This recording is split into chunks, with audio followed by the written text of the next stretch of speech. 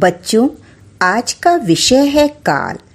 तो आइए समझते हैं काल की परिभाषा तथा उसके भेद। क्रिया के जिस रूप से कार्य के होने या करने के समय का पता चले उसे काल कहते हैं। इन चित्रों में कार्य के होने का समय पता चल रहा है, लेकिन कार्य के होने का समय अलग अलग है। पहले चित्र की क्रिया पढ़ रही थी से पता चलता है कि क्रिया हो चुकी है।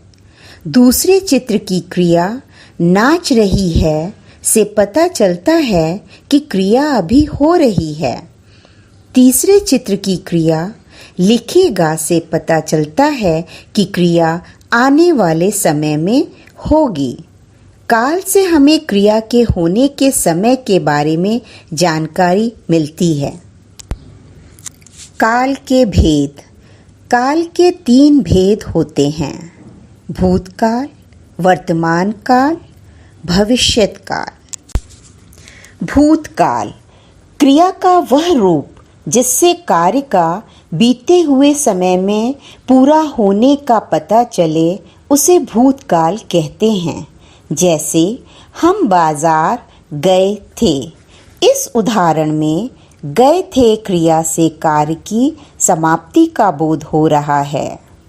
दर्जी कपड़े सिल रहा था। यहाँ कपड़े सिलने का कार्य पहले हो चुका है। मीरा ने सुंदर चित्र बनाया। इस वाक्य की क्रिया बनाया से पता चलता है कि चित्र बनाने का काम बीते हुए समय में हो चुका है। कल वर्षा हो रही थी से बोध हो रहा है कि बीते हुए समय में वर्षा हो रही थी, अब नहीं हो रही है। इन वाक्यों में थे, था, थी से बीते समय की बात की जा रही है, यानी सभी कार्य बीते हुए समय में हो चुके हैं। वर्तमान काल क्रिया के जिस रूप से वर्तमान समय में यानी अभी के समय में काम के करने या होने का पता चले उसे वर्तमान काल कहते हैं। जैसे बिल्ली दूध पी रही है। इस वाक्य में पी रही है क्रिया से पता चल रहा है कि दूध पीने की क्रिया हो रही है। पंकज पतंग उड़ा रहा है। इस उदाहरण में स्पष्ट है कि पतंग उड़ाने का कार्य इसी समय में हो रहा है। बच्चे क्रिकेट खेल रहे हैं। यहाँ खेलने की क्रिया का समय बताया गया है। खेलने का कार्य वर्तमान समय में हो रहा है। चपरासी घंटी बजा रहा है। बजा रहा है क्रिया से बोध हो रहा है कि घंटी बजाने का कार्य हो रहा है, अभी पूरा नहीं हुआ है। बच्चों, ये सभी उदाहरण वर्तमान काल के अंतर्गत आते हैं। काल का तीसरा भेद है भविष्यत काल। क्रिया के जिस रूप से यह पता चले कि कार्य आने वाले समय में होगा उसे भविष्यत काल कहते हैं। जैसे लता आइसक्रीम खाएगी। खाएगी क्रिया से पता चल रहा है कि आइसक्रीम खाने का कार्य आने वाले समय में होगा। हम ताजमहल देखने जाएंगे। यहाँ ताजमहल देखने की क्रिया भविष्य में होगी। मोहन अपना गृह कार्य करेगा।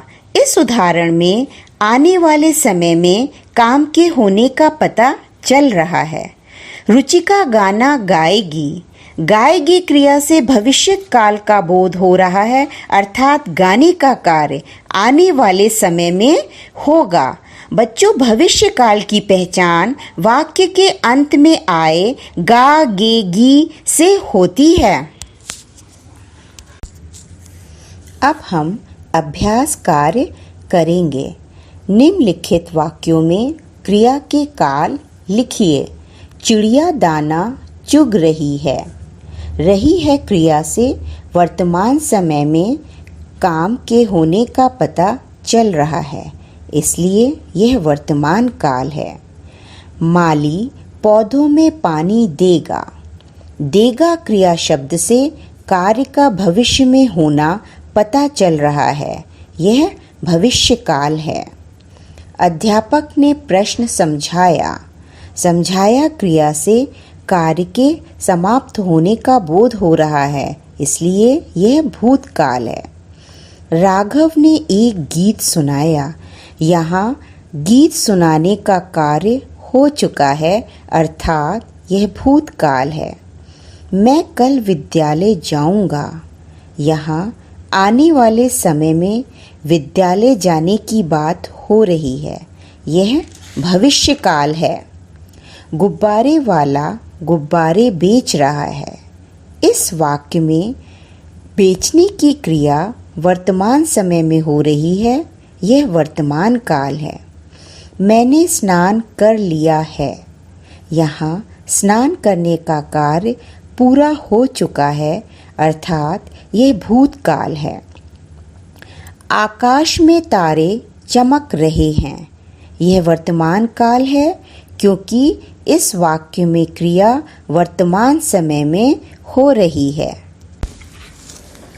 आइए बच्चों, एक और अभ्यास कार्य करते हैं। निम्नलिखित क्रियाओं को काल के अनुसार बदलिए। यहाँ क्रिया दी गई हैं, जिन्हें बदलकर वर्तमान काल, भूतकाल तथा भविष्य काल में लिखना है। पढ़ना। पढ़ना का वर्तमान काल में होगा पढ़ रहा है, भूतकाल में पढ़ा था, भविष्य काल में पढ़ेगा। लिखना, लिख रहा है, लिखा था, लिखेगा। गाना, गा रहा है, गाया था, गाएगा। इसी प्रकार अन्य क्रिया शब्दों को भी बदलकर लिखना होगा। धन्यवाद।